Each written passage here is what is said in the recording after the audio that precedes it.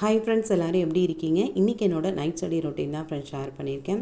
நான் பார்த்தீங்கன்னா நைட்டு ஒரு 11 மணி போல் படிக்க ஸ்டார்ட் பண்ணேன். ஒரு 3:30 மணி வரையும் படித்தேன்.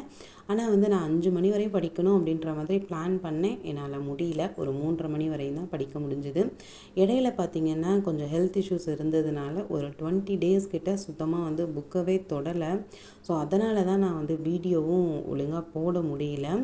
நிறைய பேர் ஏன் வீடியோ போடல அப்படின்ற மாதிரி கமெண்ட் பண்ணியிருந்தீங்க. அதில் ஒரு சில பேருக்கு நான் ரிப்ளைவும் கொடுத்துருந்தேன். தொடர்ந்து வீடியோ போட முடியல. அகெயின் லாஸ்ட் 1 வீக்காக நான் படிக்க ஸ்டார்ட் பண்ணியிருக்கேன். நான் புதுசாக எதுவுமே படிக்கலை. ஏற்கனவே படித்ததை ரிவிஷன் பண்ணிப்போம். அதுதான் நமக்கு ரொம்பவே பெஸ்ட்டாக இருக்கும் அப்படின்னு சொல்லி பிளான் பண்ணி ஏற்கனவே நான் படித்த லெசன்ஸ், அதுக்கப்புறம் ஒன்லைனர் இந்த மாதிரி தான் நான் ரிவிஷன் பண்ணிகிட்ருக்கேன். இன்றைக்கி பார்த்திங்கன்னா பாலிட்டியில் தான் 9th and 10th படிப்போன்ற மாதிரி. அதாவது 9th ஒரு 2 லெசன்ஸ் என்னால் படிக்க முடிஞ்சுது. நான் ஹேண்ட் ரைட்டன் நோட்ஸ் வச்சு படித்தேன். அப்புறம் 10th பார்த்திங்கன்னா இந்த சாய்ஸ் அகாடமியோட 100 லெசன்ஸ் புக்ஸில் நான் ஆல்ரெடி படிச்சிருந்தேன்.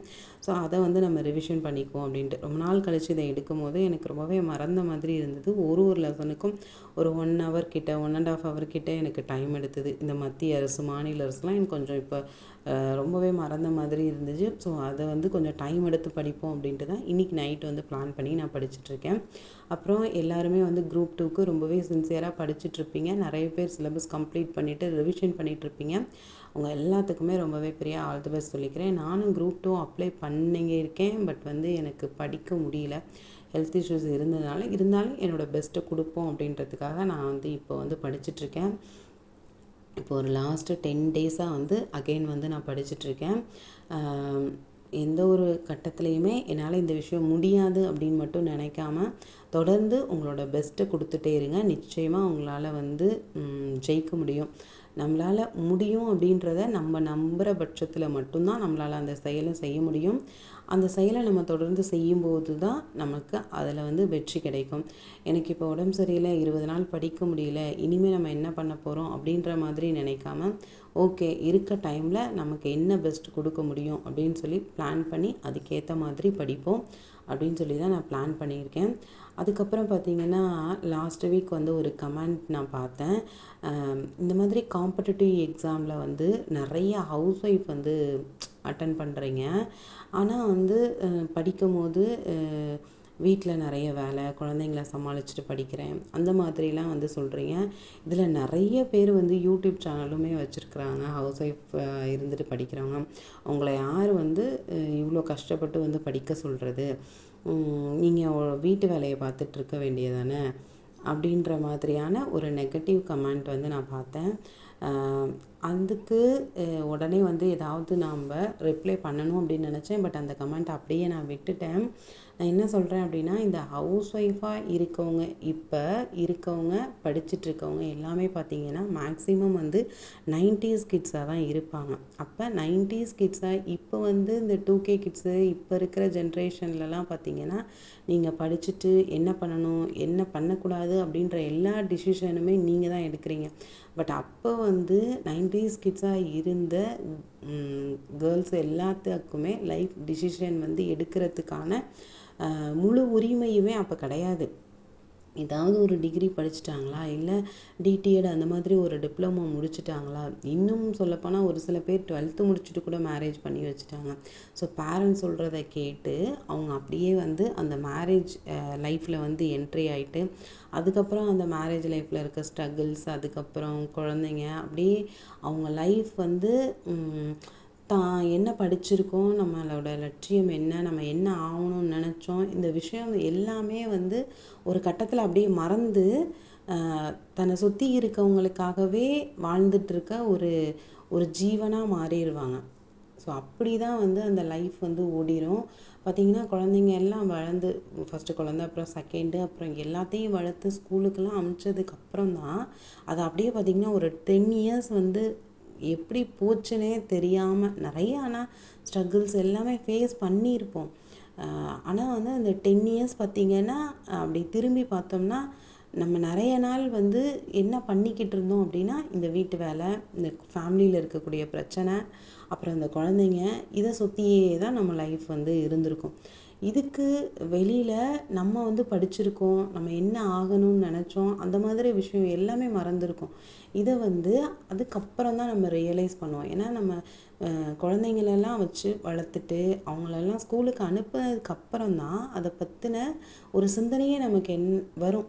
நம்ம என்னடா இவ்வளோ நாள் பண்ணிகிட்டு இருந்தோம், நம்மளும் இவ்வளோ படிச்சிருக்கோம்ல, நம்ம ஏதாவது பண்ணணும், இந்த சமுதாயத்தில் நமக்குன்னு ஒரு அடையாளம் இருக்கணும், ஒரு அங்கீகாரம் கிடைக்கணும், நம்ம வீட்டில் நம்மளை படிக்க வச்சாங்கள்ல, அதுக்கு வந்து நம்ம ஒரு மரியாதையை நம்ம பெற்றவங்களுக்கோ இல்லை நம்மளை சுற்றி இருக்கவங்களுக்கோ நம்ம வந்து தேடி கொடுக்கணும் அப்படின்ற மாதிரியான ஒரு சிந்தனை.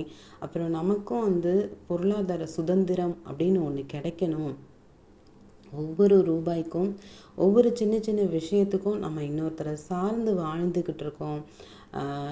நம்ம வந்து நம்ம லைஃப்பில் நமக்கு என்ன வேணுமோ அதை வாங்கிக்கக்கூடிய அளவுக்கான ஒரு சுதந்திரம் நமக்கு கிடைக்கணும். அப்படி இப்படின்னு அவங்கள பற்றி யோசிக்கிறதுக்கே அவங்களுக்கு வந்து அந்த 10 வருஷம் வீணாக போயிடுச்சுன்றதை விட நிறைய பொறுப்புகள் இருந்ததுனால அவங்கள பற்றி யோசிக்க மறந்துடுவாங்க.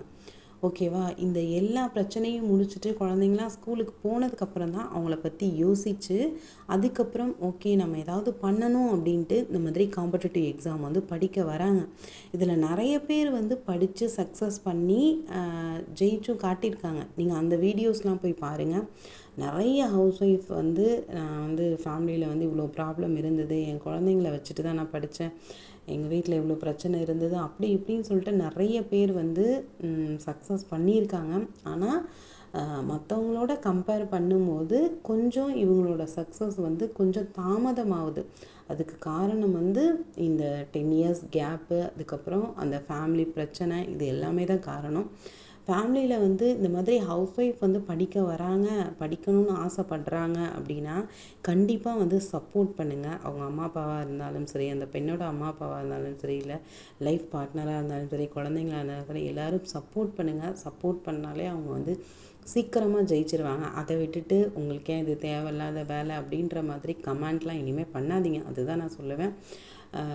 அதே மாதிரி ஹவுஸ் ஒய்ஃபாக இருந்துட்டு படிச்சுட்ருக்க எல்லாருமே என்னால் முடியாது, ஏதாவது ஒரு எக்ஸாம் வந்து நமக்கு கொஞ்சம் ஃபெயிலியர் ஆகிடுச்சு அப்படின்னா நம்ம இவ்வளோ எஃபர்ட் போட்டோமே, இது இந்த மாதிரி ஸ்பாயில் ஆகிடுச்சு அப்படின்னு நினச்சி கவலைப்படாமல் நம்ம அந்த எக்ஸாமுக்கு படித்ததுனால நம்ம இவ்வளோ வந்து படித்து வச்சுருக்கோம். ஓகேவா? நம்ம இன்னொரு எக்ஸாம் ப்ரிப்பேர் பண்ணும்போது அதை வந்து நம்ம ரிவிஷன் பண்ணால் போதும், அதை படிக்கிறதுக்கான டைம் நமக்கு கிடச்சிச்சு அப்படின்ற மாதிரி நினச்சிக்கோங்க. எப்போவுமே பாசிட்டிவாக இருங்க. நீங்கள் என்ன ஆகணும், நீங்கள் ஒரு அரசு அதிகாரி ஆகணும், அரசு ஆசிரியர் ஆகணும், என்ன ஆகணும்னு நினைக்கிறீங்களோ அதை மட்டும் உங்கள் மைண்டில் நினச்சிட்டு அதுக்கான முயற்சியை நீங்கள் தொடர்ந்து பண்ணிக்கிட்டே இருங்க.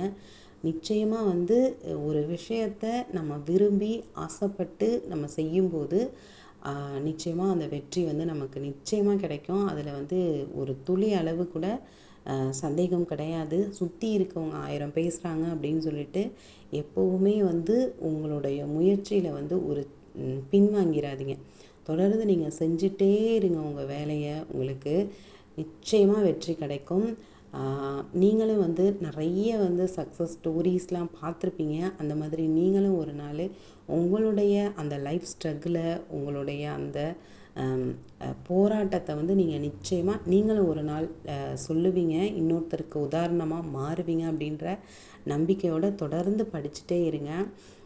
இந்த குரூப் 2க்கே பார்த்திங்கன்னா இந்த இந்த கொஞ்ச நாளையில் வந்து புதுசாக எதுவுமே படிக்காமல் ஏற்கனவே படித்ததை வந்து கூடுமான வரையிலும் திருப்பி ரிவிஷன் பண்ணி பாருங்கள். அதுக்கப்புறம் ஒன்லைனர், அதுக்கப்புறம் நிறைய யூடியூப் சேனலில் வந்து ஒன்லைனர் வீடியோ இந்த மாதிரிலாம் இருக்கு இல்லையா, ஸோ அதை எல்லாத்தையுமே திருப்பி படிங்க.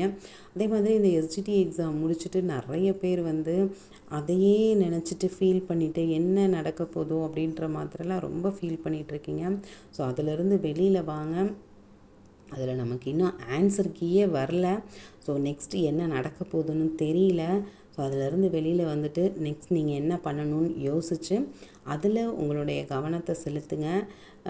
போனதை நினச்சி ஃபீல் பண்ணாமல் நம்ம நெக்ஸ்ட்டு என்ன பண்ணணும்னு நினச்சிக்கிட்டு உங்கள் முயற்சியை வந்து தொடர்ந்து செஞ்சுக்கிட்டே இருங்க. நிச்சயமாக ஒரு நாள் நீங்களும் வந்து வெற்றி அப்படின்ற ஒரு கனியை வந்து நீங்களும் சாப்பிடுவீங்க அப்படின்னு நம்புங்க. ஓகே ஃப்ரெண்ட்ஸ், இன்றைக்கி என்னோடய நைட் ஸ்டடி ரொட்டீன் இது தான். 3:30 மணி வரையும் படித்தேன் பாலிட்டி. 9th வந்து 2 லெசன்ஸ் படித்தேன். அது ஒன்லைனர் தான். இது வந்து முன்னாடியே எழுதியிருந்தது. நோட்டீஸ் ஒன்று இருந்தது இல்லையா, அதுக்கு பின்னாடி பேப்பர் வேஸ்ட் பண்ணாமல் இந்த மாதிரி நோட்ஸ் எடுத்து வச்சு எழுதுனது. 3:15 ஆகிடுச்சு. அதுக்கப்புறம் லாஸ்ட்டாக எல்லாத்தையும் எடுத்து வச்சுட்டு ஒரு 3:30 மணி போல் படுத்தாச்சு. பாய் ஃப்ரெண்ட்ஸ், நெக்ஸ்ட் விலாகில் பார்ப்போம்.